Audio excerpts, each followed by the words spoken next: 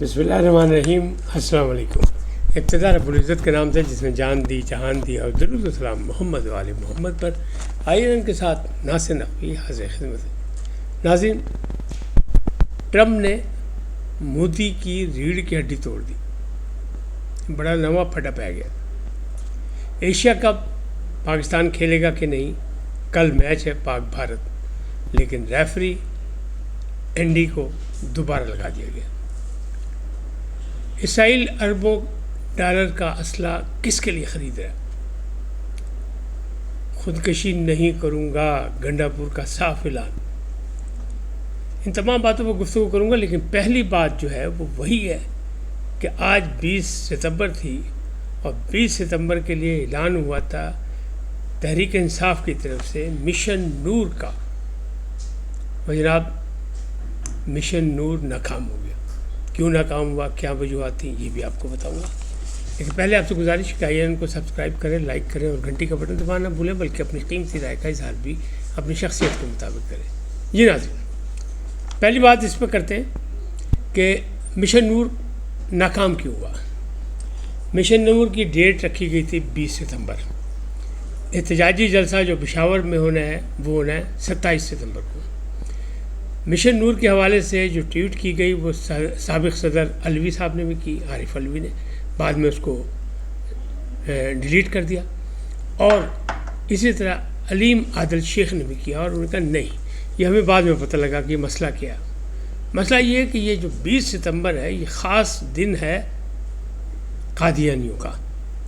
قادیانوں کا شہر جو پاکستان میں ہے، جس کو کہتے ہیں ربوہ.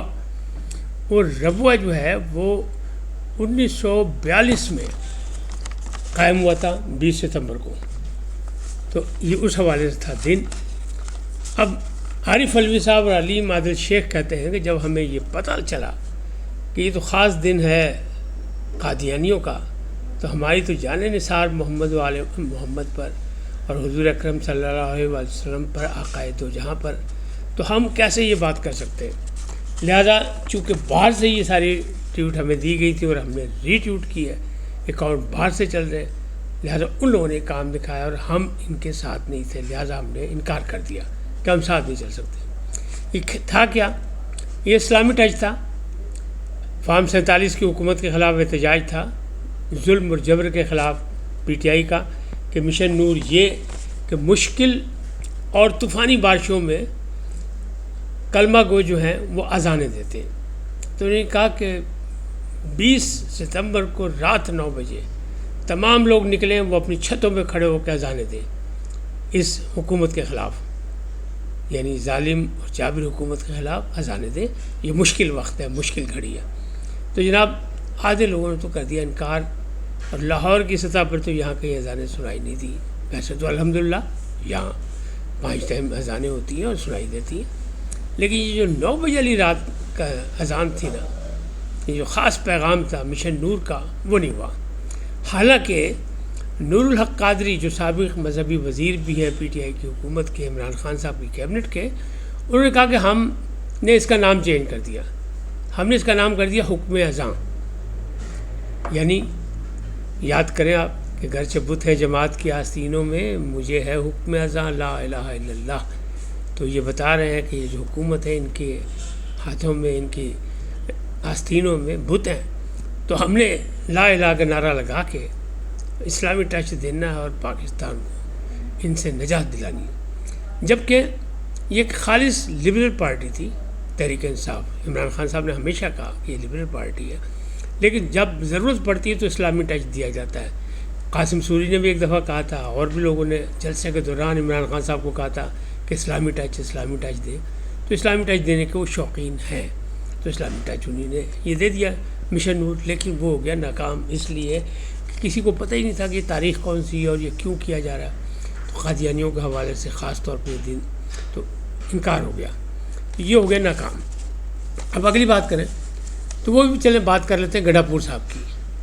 کہ گنڈا پور صاحب نے کہا ہے میں خودکشی نہیں کروں گا. وہ کس بات پہ کہا ہے؟ یہ اگلا احتجاج کہ 27 ستمبر کا وقت، انہوں نے کہا پورا ملک نکلے گا، پوری دنیا نکلے گی، کروڑوں لوگ آئیں گے پشاور اور احتجاج کریں گے. جس پر ہم پہلے بھی آپ کو اطلاع دے چکے ہیں کہ یہ پروگرام بنا ہے، اور وہ کہہ رہے ہیں بہت زیادہ، لیکن چانسز اس کے بھی کامیابی کے نہیں ہیں۔ اب گنڈا پور صاحب نے ہاتھ کھینچ لیا، انہوں نے کہا میں نے بہت پیسے خرچ کیے، میں نے بہت لڑائیاں کی، لیکن ٹرولنگ بھی میری ہی کی گئی اور میرے اپنوں کی طرف سے بھی مجھے ہی نشانہ بنایا گیا، لہٰذا اب میں صرف وزیر اعلیٰ کے پی کے حوالے سے میں میزبان ہوں گا۔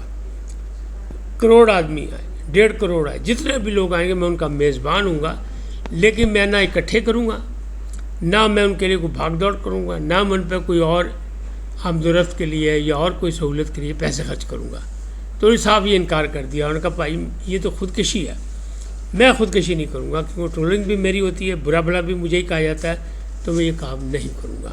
تو بھائیو ادھروں بھی آ گیا جواب کہ گنڈا پور کا اعلان کہ میں خودکشی نہیں کروں گا۔ اب بات کرتے ہیں کہ ایشیا کپ کل میچ ہے پاک بھارت، اور ہونا تو چاہیے کانٹے دار۔ پچھلا میچ جو ہے پاکستان ہار گیا تھا، لیکن اس دفعہ امید یہ ہے کہ نئی مقابلہ کریں گے، کرنا چاہیے، اور کھیل کے میدان میں ہوتا ہے، ہار جیت بھی ہوتی ہے، لیکن وہ جو بھارت نے کام دکھایا تھا کہ جو ہاتھ ملانے سے انکار کیا تھا، جو ریفری اینڈی نے انکار کیا تھا کہ نہیں ہاتھ نہیں ملانا، پہلے بتا دیا تھا سلمان علی آغا کو، تو اب کیا ہاتھ ملایا جائے گا یا نہیں جائے گا؟ لیکن اینڈی ریفری کو پھر آئی سی سی کی طرف سے ریفری لگا دیا گیا اس میچ کا، حالانکہ وہ متنازع تھے، ان کو بچانا چاہیے تھا، لیکن چونکہ بھارت کے جے شاہ جو ہیں وہ اس کے چیئرمین ہیں آئی سی سی کے، تو انہوں نے پاکستان کو ایک بار پھر مصیبت میں مشکل میں ڈالا، اور خود بھی مشکل میں پڑ گیا کہ اب کل میچ ہوتا ہے، کھیلا جائے گا نہیں کھیلا جائے گا۔ پاکستان نے مکمل احتجاج کیا، بلکہ جو پری کانفرنس ہوتی پریس کانفرنس یعنی میچ سے پہلے، پاکستان نے وہ بھی نہیں کی، بھارتی کپتان نے کی، لیکن اس نے پاکستان نے نہیں کی۔ اس کا مطلب یہ احتجاج جاری ہے۔ اب کل جب صبح کا سورج نکلے گا پھر پتہ چلے گا کیا فیصلہ ہوا۔ پاکستان ڈٹا ہوا اپنے حساب سے، اب میچ کس طرح کھیلے گا، انڈر پروٹیسٹ کھیلے گا، کیا کھیلے گا نہیں کھیلے گا، یہ بات صبح ہی پتہ لگی، کل شام تک کا ٹائم ہے۔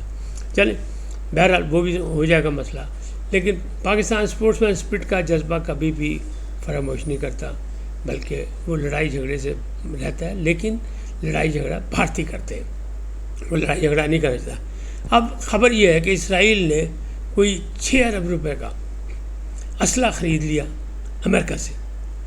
کس کے لیے خریدا؟ کہا یہ جا رہا ہے کہ یہ پھر غزہ کے لیے ہی ہے، عرب ممالک کے لیے۔ کیوں؟ اس لیے کہ اس اسلحہ جو امریکہ سے خرید رہا ہے 6 ارب روپے کا، اور اس سے بھی زیادہ قیمت ہے اس کی، اس میں ہیلی کاپٹرز ہیں جدید، اور اس میں گاڑیاں ہیں، یعنی ٹرک وغیرہ دوسری چیزیں وہیکلز ہیں۔ تو اس کا مطلب یہ ہے کہ کچھ زمینی کارروائی کرنا چاہتا ہے، کوئی قبضہ کرنا چاہتا ہے، تو قبضہ تو صرف غزہ پہ کرنا چاہ رہا ہے۔ تو اس لیے جو ہے عرب ممالک اس وقت بہت یعنی ایک دم تشویش کا شکار ہوگا کہ یہ کیا ہوا، ایک نیا کام کیا کر رہا ہے، لیکن وہ کر رہا ہے اور امریکہ سے خرید رہا ہے۔ لیکن بہرحال اسرائیل نے کوشش کی ہے امریکہ کو بھی کہ پاکستان کے مد مقابل کھڑا کرے، لیکن پاکستان سے تعلقات اچھے ہو چکے، تو امریکہ اسرائیل کے ساتھ جتنا بھی ساتھ رہے، لیکن پاکستان کے مد مقابل فی الحال موجودہ حالات میں نہیں آئے گا، کیونکہ وہ ہر محاذ میں لڑائی نہیں۔ اس وقت تو بھارت کے ساتھ اس نے کام کیا کہ مودی کی ریڑھ کی ہڈی توڑ دی۔ کیسے؟ وہ ایسے کہ ایک ویزا ہوتا ہے جو اسپیشل پیشہ وروں کے لیے ہوتا ہے، وہ کہلاتا ہے H1B یا H1، 2 قسم کے ویزے ہوتے ہیں، یہ پیشہ وروں کو دیے جاتے ہیں، اور بھارت سے تقریباً دنیا میں سے جو لوگ جاتے ہیں ملازمتیں کرنے، کام کرنے وہاں امریکہ، ان میں 70 سے زیادہ % جو لوگ ہیں، یعنی 70 سے لے کے 73% تک وہ بھارتی ہوتے ہیں، اور 2 شعبوں میں خاص طور پہ جاتے ہیں، یہ لاکھوں کی تعداد میں۔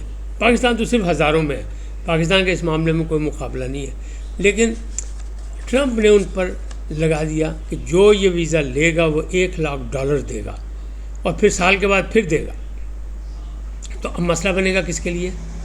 بھارت کی معیشت کے لیے۔ بھارت کی معیشت کی جو ریڑھ کی ہڈی تھی وہ یہی تھی کہ IT میں جاتے تھے لوگ اور تدریسی اداروں میں جاتے تھے، تو اب اتنی وہاں انکم نہیں ہے سال بھر میں جتنا اس پہ لگا دیا گیا فیس، تو اب سوچنا پڑے گا کہ H1B جو ہے ویزا لینا ہے یا نہیں لینا، اور پھر 73% یعنی 70 سے 73% لوگ بھارتی جاتے تھے، تو یہ ایک بہت بڑا ہے۔ پھر اس کے علاوہ بھی ہے، ٹرمپ نے ایک اور کہا کہ جناب 20 ستمبر نہیں، کچھ اسی مہینے کی تاریخ ہے 29 ستمبر، 29 ستمبر تک بھارت جو ہے وہ چابہار بندرگاہ کا کنٹرول جو ہے واپس ایران کو دے دے، ورنہ اس کے خلاف بھی کارروائی کی جائے گی جو ایران سے کرے گا۔ ہم سختیاں کرنے جا رہے ہیں، پابندیاں لگانے جا رہے ہیں، لیکن اگر آپ ان کے ساتھ تعاون کریں گے، ان کو سہولت کار کریں گے تو آپ پہ بھی لگائیں گے۔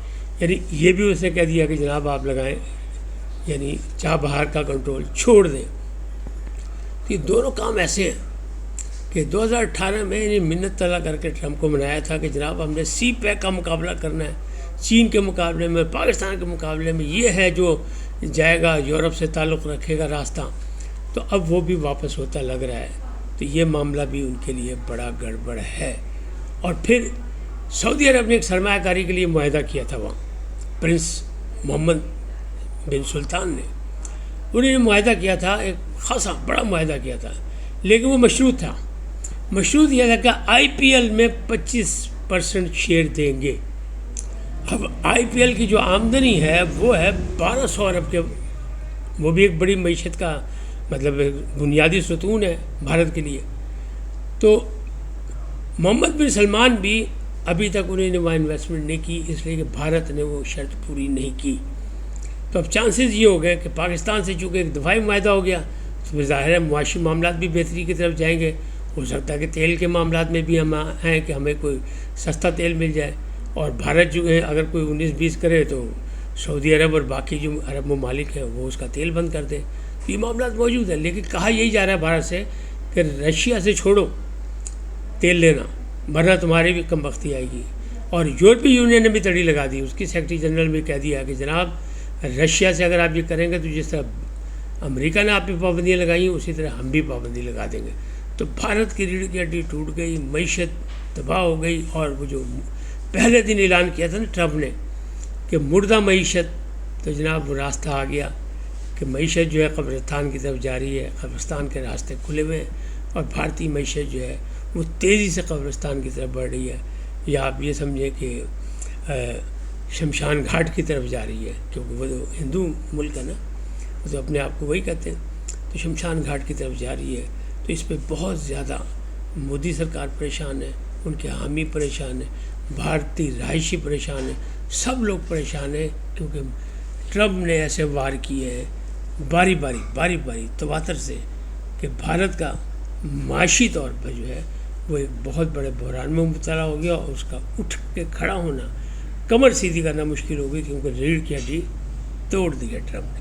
اس وقت تک اتنی، پھر ملیں گے نئے موضوع کے ساتھ۔ جاتے جاتے آپ سے درخواست، آئیے ان کو سبسکرائب کریں، لائک کریں، گھنٹی کا بٹن دبانا بھولیں، اور اپنی قیمتی رائے کا اظہار اپنی شخصیت کے مطابق کریں۔ جانے سے پہلے پاکستان زندہ باد، پاک افواج پائندہ باد، سدا سلامت رہیں، اللہ نگہبان۔